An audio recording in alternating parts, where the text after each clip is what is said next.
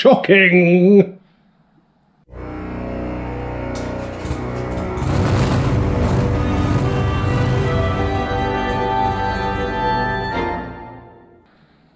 Hi guys, welcome back to Lark's Workshop. If you're new to the channel, I'm Larks.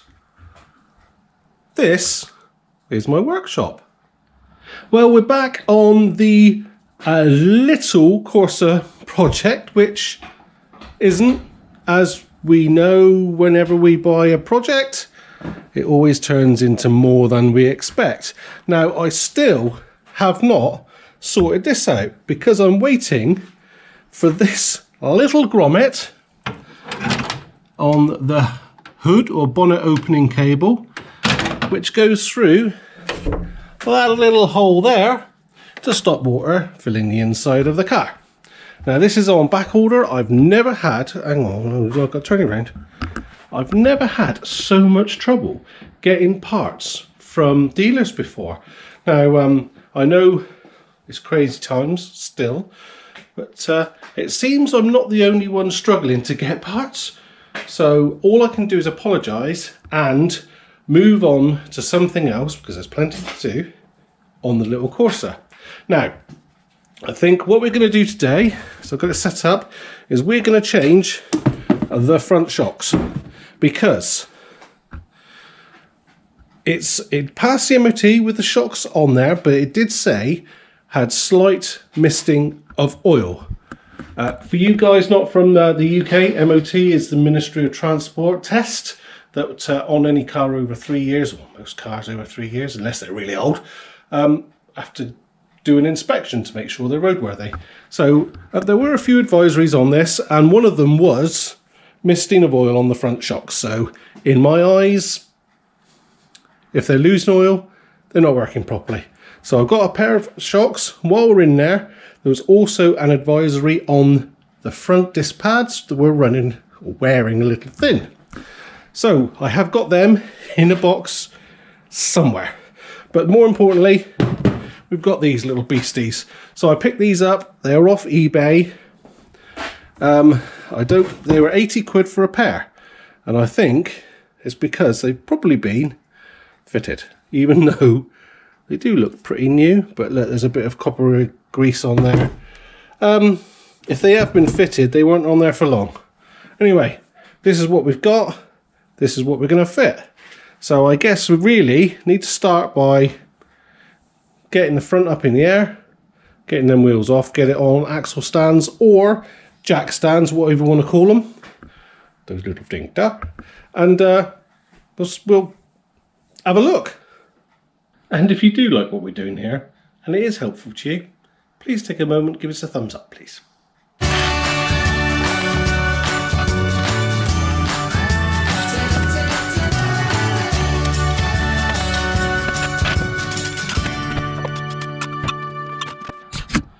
Right, we're off the ground, which is good.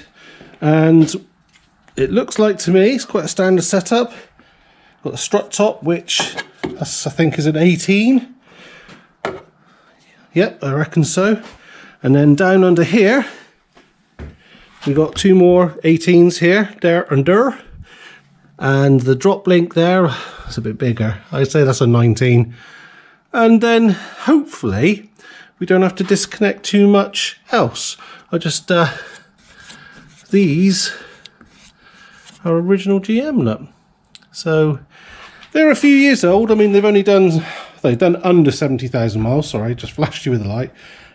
But I mean, how old is this now? 2005. So they're 16 years old. You know, it's done well, really, isn't it? So what I'm going to do is I'm going to spray all this up with some release agent, and then I'm going to go on the other side and practice, because I'm cheating like the rest of us do on YouTube. I'm going to practice on that side and then show you how we do it on this side. I'm revealing all my secrets now. Anyway, I'll see you in a minute. So we're underneath the passenger side, left-hand side. I have done the other side and it worked out fine. I'm sorry if I'm a bit loud or a bit strange sounding, but you are in my face, so you'll have to excuse me.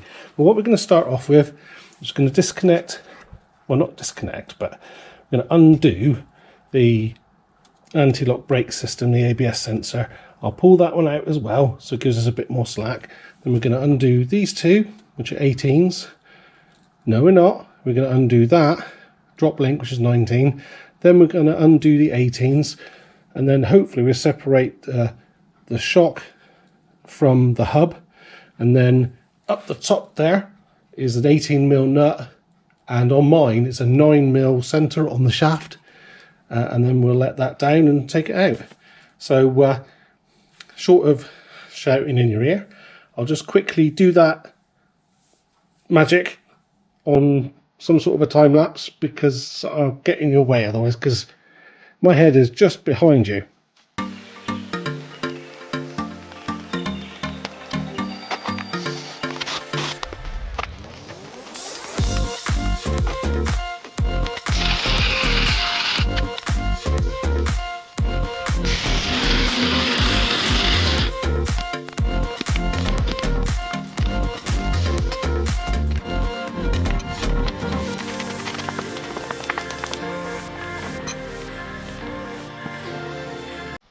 To the bench. Here we go. So to get this off, before we start, you can actually see where it's been weeping, and would you say that's a mist? I don't know. I would say it's leaking, but hey, there we go. Anyway, to take this off, we have to compress the spring using these things. Just go on there, grab the spring, you do up that, and it squishes it, takes the weight off. Whatever you do, don't try and do it without this, because when you undo that, there's a lot of tension in this. Remember, this is holding up a car, so there's a lot of energy stored in this spring. You undo that, it goes twang, takes teeth out, anything like that. You just get some, you get them quite cheap. Different types of these. I've had these years, but get yourself some spring compressors. So anyway, back to the job in hand. We put the spring compressor on, undo that nut holding that, which on this one is a 9mm, strange size. On the new one it's not, it's a flat, but that's neither here nor there. And keep everything in order, because this will come off, and there's a bearing inside there, and there should be a bump stop inside there. So what I'm going to do, so I'm going to stick it in the vise. I'll put you up on the old tripod, and then just take it apart.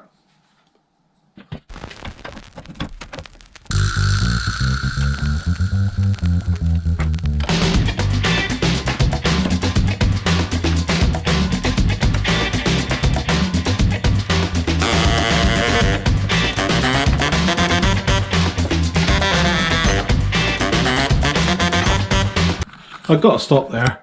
Now I had this on the other side. Now this is loose. That is supposed to trap the bearing, allow that to move, and that will be trapped when you put it back together. So that's not ideal, is it? Right, let's carry on.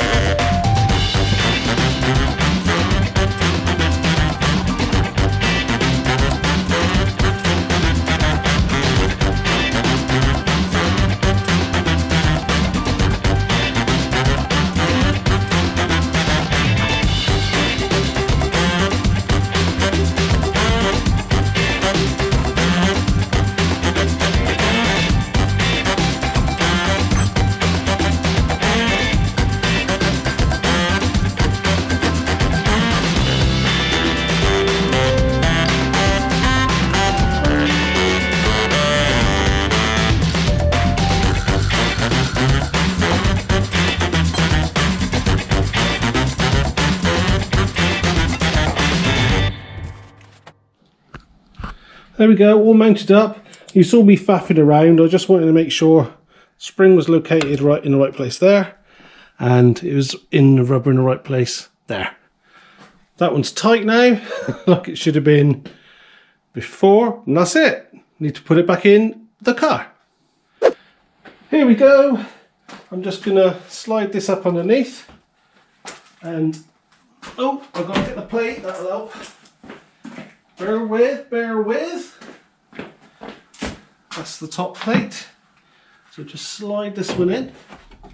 Okay, so. And then this one, which is actually a lock nut. We're just going to do that. And we're going to leave that one loose for now. We'll do that up later. Right, we're back under. I hope you can see okay. So basically, we're going to put it all back together.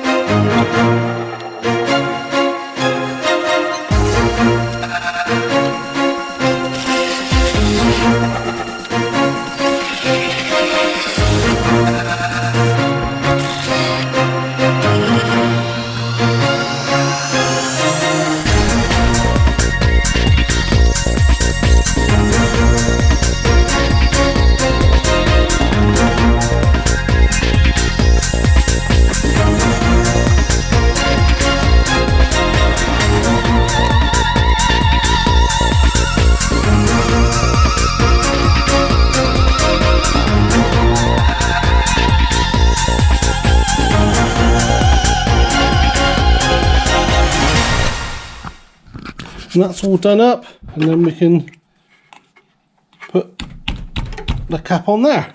So that's looking good, and that's all looking good. So next up, let's have a look at the brake pads. So we can see our brake discs are in really quite good condition.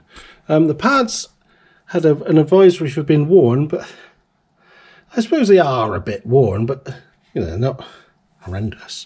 Anyway, to get this caliper off, all we do is undo that one, which is, I can't remember what size.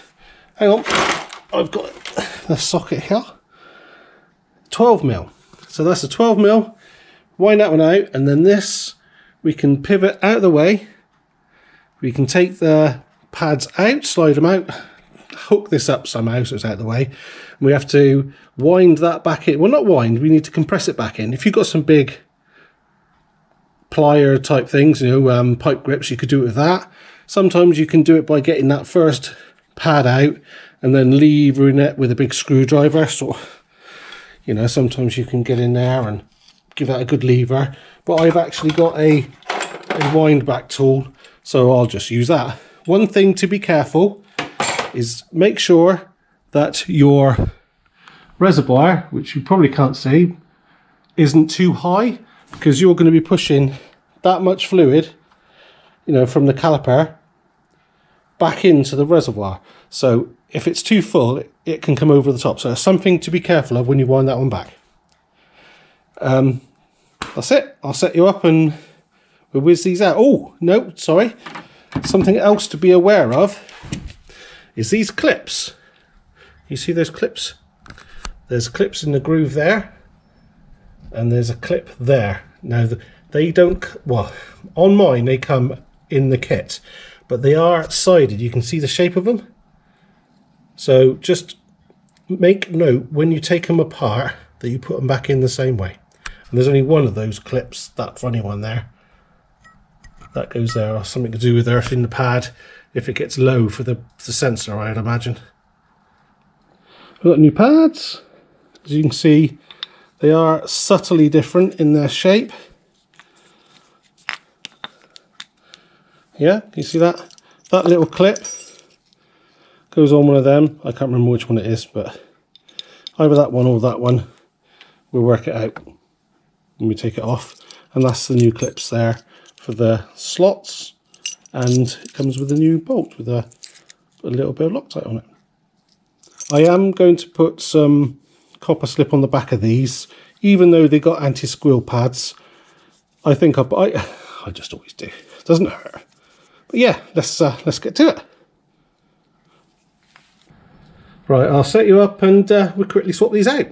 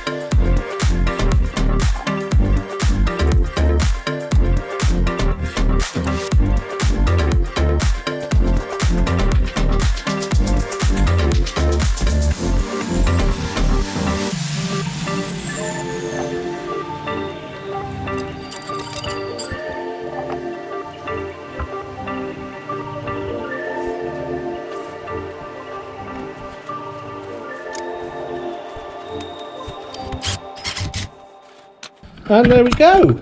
That's all done. Sorry, I just should give you a shake then.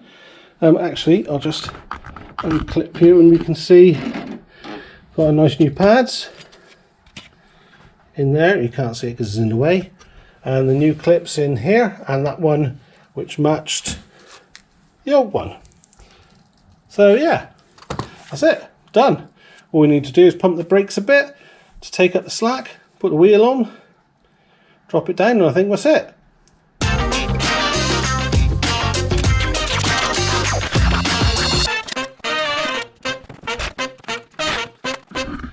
All done, back together. Excellent, lovely jubbly.